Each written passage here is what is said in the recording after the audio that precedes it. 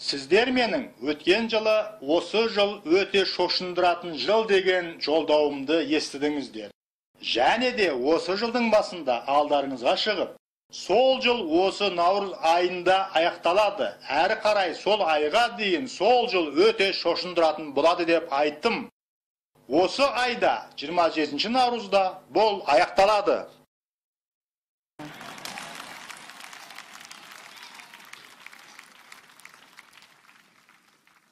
Осы наурыз айы аяқталғаннан кейін бізге ұнайма, ұнамайма әсер ете алуы мүмкін дәрі-дәрмектің қатынасынсыз-ақ бұл қай жолмен келсе сол жолмен кетеді.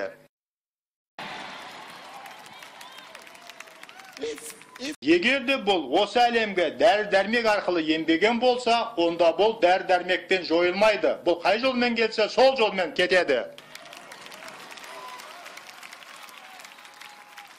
Мені қазір толғандыратыны сіз жайында емес, алайда сіздің мансабыңыз жайында.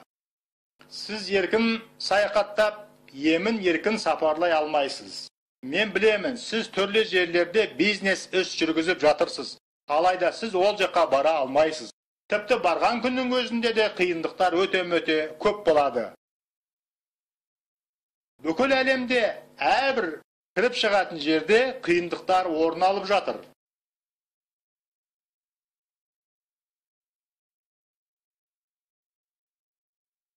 Жапа шегіп жатқан сіз емес, сіздің мансабыңыз. Біз осы жайында айтып жатырмыз. Сіздің мансабыңыз. Ал сіз өзіңізді өз мансабыңыздан бөлектей алмайсыз. Сізге өз еліңізден тыс жерлерге бару керек. Сізге сіздің достарыңыз келуі керек. Ал сізге оларға бару керек. Бар өмір осыған байланған. Алайда бұған шайтан келді. Сіздің бүкіл әлемде балаларыңыз бар. Сіздің отбасыңыз өзге елде.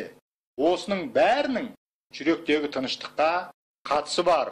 Біз осы жөнінде айтып жатырмыз. Сонымен осы наурыз айында бүгіннен бастап 27-сіне дейін дұғада болыңыз, дұғашыл күйде болыңыз. Мен айтқан жаңбыр жауын бүгін ертең толассыз болатын болады.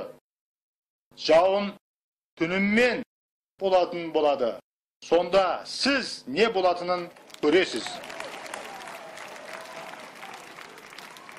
Егер де сіз менің елім сенбейді дейтін болсаңыз, онда сіздің елдегі кінәратсыз адамдармен, сіздің елдегі кінәратсыз сенуші адамдармен не болмақ? Мен бүгін бүкпес ашық айтылмай, түсініксіз боп қалғанға нүкте қою үшін осындамын.